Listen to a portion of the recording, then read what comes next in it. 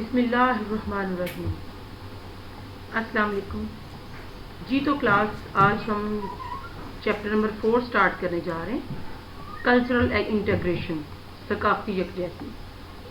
Second year sociology के लिए ये लेक्चर रिकॉर्ड किया जा रहा है।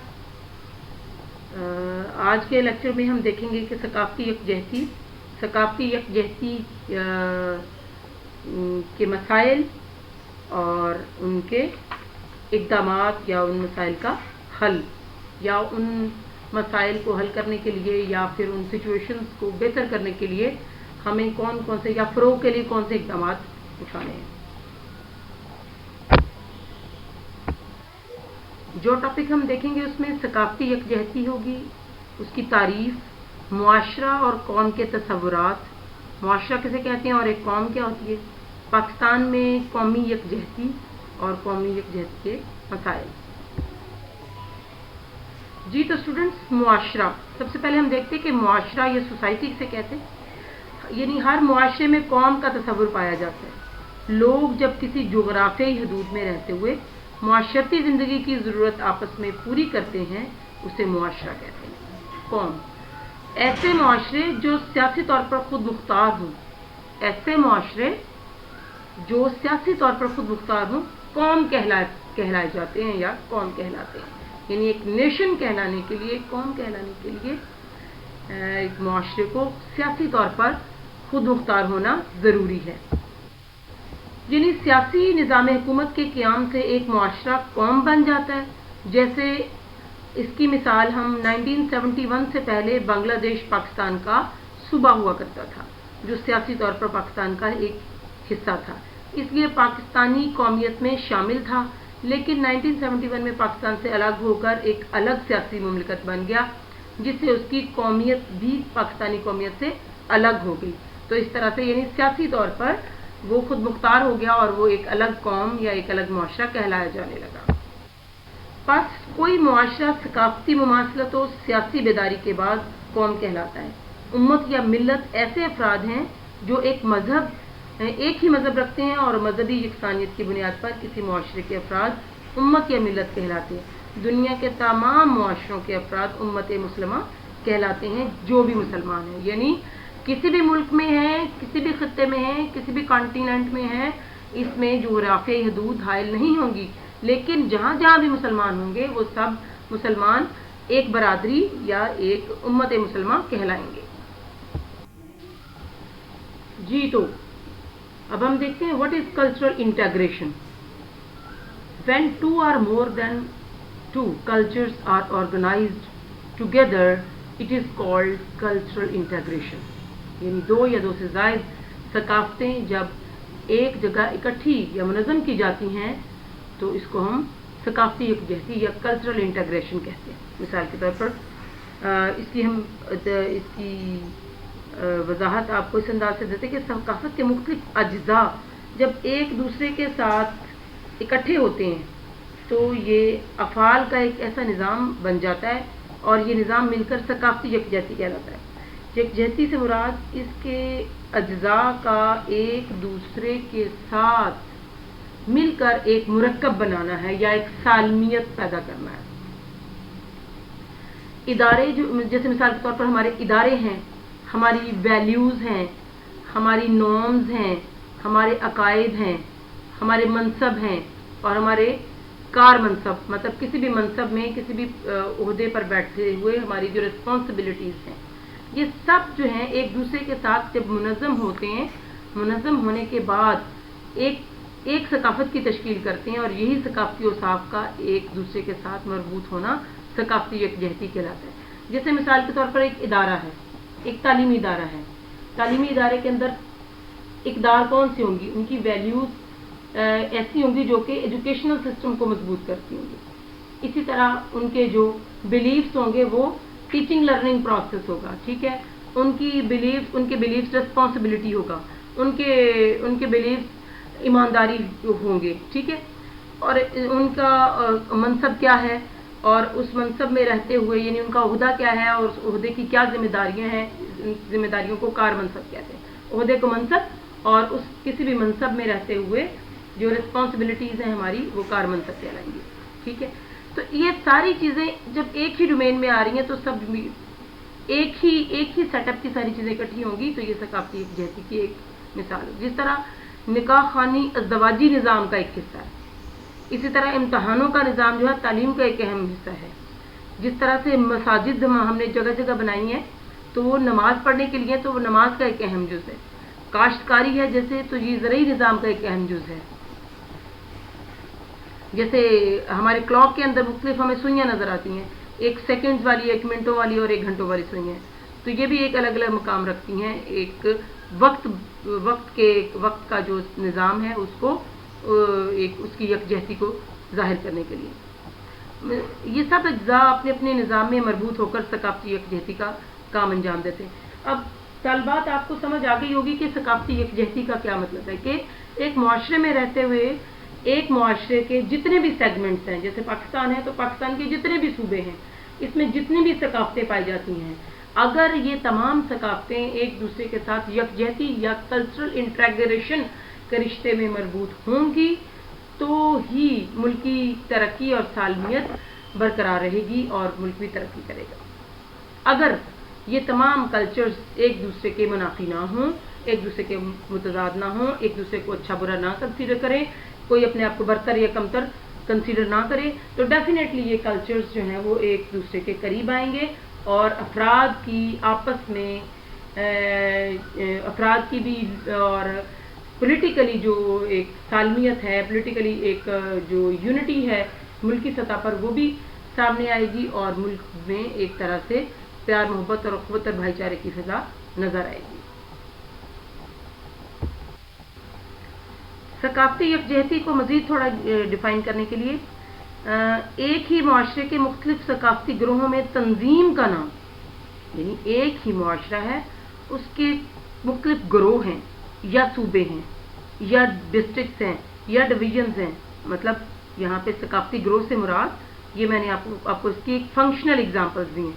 مطلب ایک ثقافتی گروہ سے مراد یہ ایک جنرل ٹرم ہے، لیکن جب ہم ثقافتی گروہ سے مراد لیں گے اس ڈیفینیشن کو فنکشنل کرنے کے لیے کہ ہمارے پاکستان میں، ہمارے ملک میں ثقافتی گروہ سے کیا مراد ہوگا، یہ صوبے ہوں گے، ٹھیک ہے، یا ان صوبوں کو مزید ہم ڈیوائڈ کریں گے تو ڈویژنز ہوں گے، یا پھر ان کو ہم کلچرز کی بنیاد پہ کریں گے تو ڈفرینٹ قوموں کا جیسے جیسے کلچر ہے وہ گروہ ہوں گے. اور ان میں تنظیم، یعنی ان تمام کلچرز، ان صوبوں کو آپس میں آرگنائز کرنا، منظم کرنے کا نام جو ہے وہ قومی یکجہتی کہلائے گا. صوبہ خیبر پختونخوا، بلوچستان، پنجاب اور سندھ کے ثقافتی اوصاف میں باوجود اختلافی صفات کے، مطلب ڈفرینسز پائے جاتے ہیں، اس کے باوجود ان میں تنظیم قائم ہے، وہ ہماری قومی اور ثقافتی یکجہتی کہلاتی ہیں. اس لیے ہی ہم آج اس باب میں اس پر روشنی ڈالیں گے. جی، تو کیسے پیدا ہوتی ہے ثقافتی یکجہتی، کیسے پیدا ہو سکتی ہے؟ یعنی two different cultures stand on their differences. دو مختلف ثقافتیں ہمیشہ اپنے اختلافات کی بنا پر پائی جاتی ہیں. اختلافات ہوتے ہیں تو ان کو دو الگ الگ گنا جاتا ہے. If the differences are reduced, اگر ان اختلافات کی بنا پر انسانوں کے یا لوگوں کے درمیان پائے جانے والے خیالات میں جو منفیت ہے اس کو کم کر دیا جائے، دے کم کلوزر، وہ ایک دوسرے کے قریب آ جائیں گے، گیٹ یونائٹڈ، اکٹھے ہو جائیں گے وہ ایک اکائی کے طور پر، اور دس از کالڈ کلچرل انٹیگریشن. اس کو ہم ثقافتی یکجہتی کہیں گے. جی، پرابلمز آف کلچرل انٹیگریشن. آخر ثقافتی یکجہتی نہ ہو پانے کے پیچھے مسائل کیا کیا؟ اس میں سیکٹیرین کلیشز ہے، ٹیررزم ہے، lack of single national political party, preference to personal interest, contradiction between action and ideas, weak inter-provincial relationships, conflicts between political parties, distribution of resources among provinces. ابھی ہم ان پوائنٹس کو discuss کریں گے، اور جو اس کے علاوہ بھی کچھ پوائنٹس ہیں، کچھ ایسے مسائل ہیں، ان کو ہم نیکسٹ سلائیڈ میں دیکھیں گے. سب سے پہلے ہے sectarian clashes.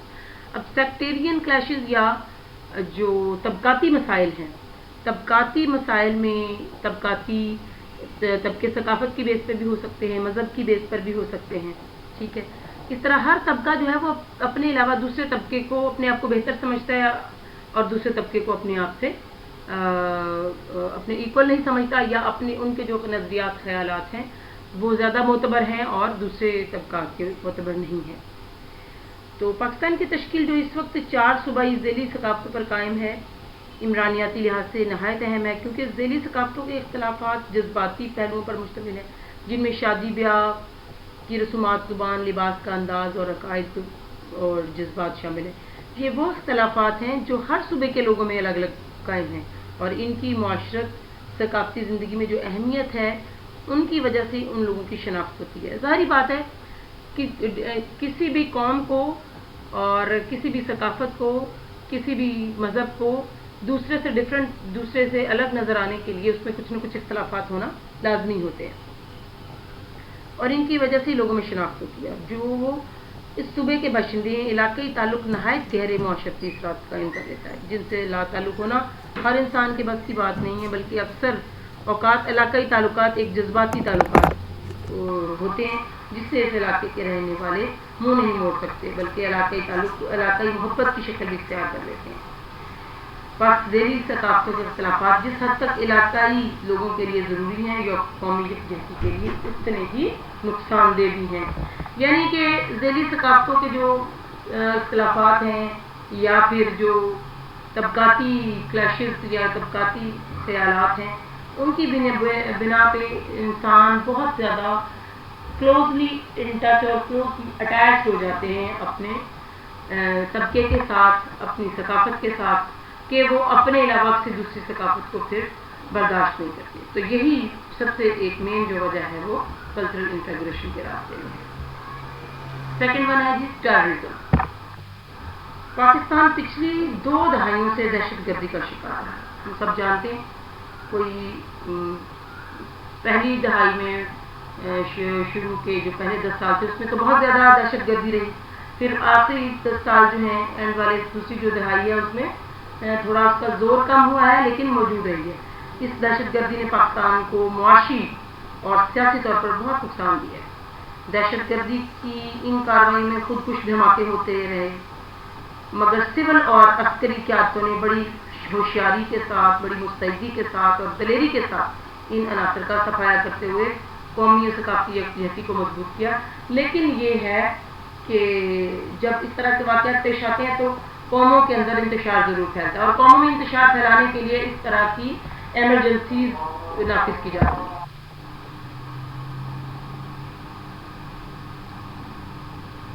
Ji, lack of single national political party, मजबूत सियासी जमात का फुकदान। हमारे पास पॉलिटिकल पार्टीज तो हैं, लेकिन इस तरह से सियासी तौर पर एक मजबूत पार्टी का क़याम हमारे लिए बहुत ज़रूरी है कि कोई ऐसी जमात हो जो कि तमाम सूबों को सकाफ़ती तौर पर कल्चरल इंटीग्रेशन के इंटेग्रिटी पैदा करे और कल्चरली एक दूसरे के करीब लेके आए और सूबों को आपस में एक दूसरे के साथ मोहब्बत और यकजहती पैदा हो। मजबूत कौमी असम्बली के लिए ज़रूरी है कि मुआशरे में एक मजबूत सियासी जमात हो जिसकी क़यादत भी एक गैर मुतज़लज़ल बाफरासत शख्सियत करती हो। ऐसी जमात के कायद का नहायत लचकदार होना बहुत ज़रूरी है। इसका ज़िद्दी होना या अनायत पर साकिन रहना मुआशरे के लिए खतरनाक हो सकता है। ऐसी जमात मुआशरे के 4 सूबों में हमागीर मकबूलियत रखती हो, ऐसी जमात हो जो कि 4 सूबों में मकबूल हो, वो एक मुल्क को एक दूसरे के करीब ला सकती है। अगर हम ज़ाती मफादात की दौड़ में रहेंगे, प्रेफरेंसेस टू पर्सनल इंटरेस्ट, तो डेफिनेटली हम कौमी मफादात को नज़रअंदाज कर देंगे। जब हम अपनी ज़ाती तौर पर अपना फ़ायदा चाहेंगे, मुल्क या कौम का नुकसान होता है तो हो जाए, तो तब तक कैसे मुमकिन है कि एक मुल्क के अंदर यकजहती पैदा हो। तो पाकिस्तान में हमारे मुआशरे में ज़ाती मफादात की दौड़ है। लोग ज़ाती मफादात की खातिर बड़े से बड़े असूल को भी पामाल करने से गुरेज नहीं करते, जिससे कौमी मफादात को सख्त नुकसान पहुँचता है। Contradiction between action and words, बिल्कुल इसी तरह से जैसे ज़ाती दिलचस्पियों को या ज़ाती मफादात को कौमी मफादात पर ترجیح دینا ایک منفی عنصر ہے. اسی طرح انسان کے قول و فعل میں اگر تضاد ہے تو یہ بھی اسی طرح سے ایک قوم، ایک صوبے کے لوگ، ایک کلچر کے لوگ زبان سے جو ہے وہ بے شک اقرار کرتے ہیں، لیکن اگر دل سے دوسرے صوبے کے لوگوں کو اپنے برابر اچھا نہیں سمجھتے تو اس ثقافت کو نہیں اپنے برابر سمجھتے، تو ڈیفینیٹلی یہ ایک منفی عنصر ہے کسی ملک کی تعمیت کے لیے. ویک انٹر پروونشل ریلیشن شپ، اب بین الصوبائی رابطے میں کمی یا کمزوری. اب مختلف صوبوں کے درمیان آپس میں جو ریلیشن شپس ہیں ان میں اچھے تعلقات نہ ہونے کے کیا نقصانات ہیں. صوبوں کے مابین تجارتی، صنعتی اور حرفی، تعلیمی، تفریحی، خانگی اور سیاسی تعلقات محدود ہیں. بالخصوص صوبوں کے دیہی علاقوں نے لوگوں کے درمیان آپس میں رابطوں کا تجارتی بہت فقدان ہے، جس کی وجہ سے ایک صوبے کے لوگ دوسرے صوبوں کے لوگوں سے سیاسی، تجارتی، صنعتی اور خانگی تعلقات کو فروغ نہیں دے سکتے. بین الصوبائی تعلقات میں باہمی شادی بیاہ سنگ میل کی حیثیت رکھتا ہے. جب تک ثقافتی طور پر صوبوں کی حدود کو نہیں توڑا جائے گا اور لوگوں کے درمیان باہمی روابط زیادہ نہیں ہوں گے، تب تک حقیقی یکجہتی کا حصول مشکل ہے. مگر جدید مواصلات کی بدولت ان روابط میں دن بدن بہتری آ رہی ہے.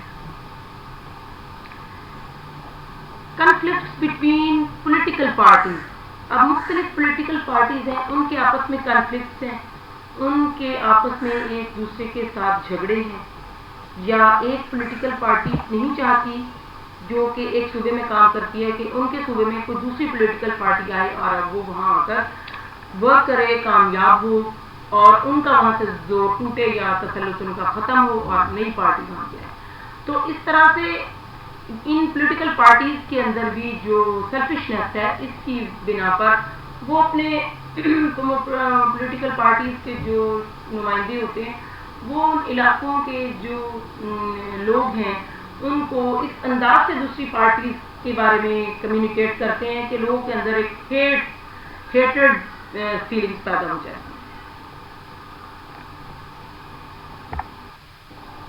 Distribution of resources Umang provinces, اب مختلف صوبوں کے درمیان وسائل کی تقسیم جو ہے وہ بھی بڑی مختلف ہے. اس میں جب مختلف صوبوں میں وسائل ڈسٹریبیوشن جو ہے ایکولی ڈسٹریبیوٹ نہیں ہوتے یا ان کے مسائل کو ایڈریس کرنے والے وسائل نہیں ان کو دیے جاتے تو پھر صوبوں میں آپس میں اختلافات آتے ہیں، صوبوں کی ایک دوسرے کے ساتھ نفرت پیدا ہوتی ہے یا صوبے ایک دوسرے کے ساتھ تناؤ میں آ جاتے ہیں اور ان کے درمیان کنفلکٹس آنا شروع ہو جاتے ہیں. یہ وسائل کی تقسیم بھی ایک بہت بڑا مسئلہ ہے جس کی وجہ سے تمام صوبے ایک دوسرے سے بالخصوص پنجاب سے دیگر صوبے نالا رہتے ہیں. مسئلہ کی نوعیت بہت پیچیدہ ہے، جب تک اس کا حل نہیں ہوگا تب تک سیاسی یکجہتی نہیں ہو سکتی. جی، اکنامک بیکورڈنس اور ڈفرینسز آف ریجنل پروگرام، اب معاشی طور پر پیچھے رہ جانا اور مختلف ریجنز کا ترقی کر جانا یا مختلف ریجنز میں ترقی کی جو رفتار ہے یا دوڑ ہے یا اس کا جو پروگرس کا لیول ہے وہ ایکول نہ ہونا. ٹھیک ہے، اب جیسے اگر ہم جیوگرافیکلی پاکستان کو دیکھیں تو اس میں میدانی علاقے بھی ہیں، اس میں پلینز بھی ہیں، ماؤنٹینز بھی ہیں، اس میں ہر طرح کی سچویشنز، ہر طرح کی جو جیوگرافیکل کنڈیشنز پائی جاتی ہیں. اب جو میدانی علاقے ہیں یہ ایگری لینڈ ہیں، جو پہاڑی علاقے وہ ایگری لینڈ نہیں ہیں. تو پہاڑی علاقوں میں پروگرس کرنے کے یا اکنامیکل جو ریسورسز ہیں وہ تھوڑے سے تبدیل ہیں، ایسے جیسے پنجاب میں ہیں یا سندھ میں ہیں. اس طرح کے پی کے اور بلوچستان میں اس طرح سے کلٹیویشن نہیں ہوتی. جو مین کراپس پاکستان کی مین کراپ گندم ہے، کپاس ہے، گنا ہے. یعنی گندم، کپاس اور گنا یہ تین، باقی بھی اور بہت ساری کراپس ہیں. These three are main crops, مطلب تین یہ جو مین کراپس ہیں جو کہ جنہوں نے پاکستانی اکانومی کو اٹھایا ہوا. تو یہ تینوں جو کراپس ہیں یہ کسی ملک کو بنیادی طور پر ضروری طور پر چاہیے. ٹھیک ہے، تو یہ ان تینوں کراپس کا تعلق جو ہے یہ میدانی علاقوں سے. تو یوں دیکھا جائے تو میدانی علاقے جو ہیں وہ ترقی میں معاشی طور پر پروگرس میں ریجنلی دیکھا جائے تو خیبر پختونخوا بلوچستان سے آگے ہیں. اور جن چیزوں میں یہ ہلی ایریاز جو ہمارے بلوچستان اور خیبر پختونخوا ہیں، جیسے فروٹس ہیں، ڈرائی فروٹس ہیں اور اس طرح کی جو دوسری چیزیں ہیں جو کہ جن کے لیے بہت زیادہ بڑے میدان اور زرخیز میدان چاہیے ہوتے ہیں جو کہ ان کے پاس نہیں ہے. وہ پہاڑوں پر ان کے پاس چھوٹے چھوٹے پیسیجز ہوتے ہیں. اگر ان کے پاس لینڈ ہے نہیں تو وہ پہاڑی فارم میں ہے تو ان پیسیجز کو ہی وہ تھوڑا سا ایون نیٹ لاتے ہیں اور اس میں تھوڑی چھوٹی چھوٹی فصلیں کاشت کر لیتے ہیں. جیسے گندم بھی اگر کاشت کریں گے وہ بھی اس کے لیے فیوریبل ان کو ویدر چاہیے. تو چونکہ ان کے یہاں ویدر اس طرح کا نہیں ہوتا تو ان کے یہاں وہ فصل بڑے پیمانے پر نہیں ہو سکتی. تو یہ بھی ایک بہت بڑی وجہ ہے معاشرے میں کلچرل انٹیگریشن کے راستے.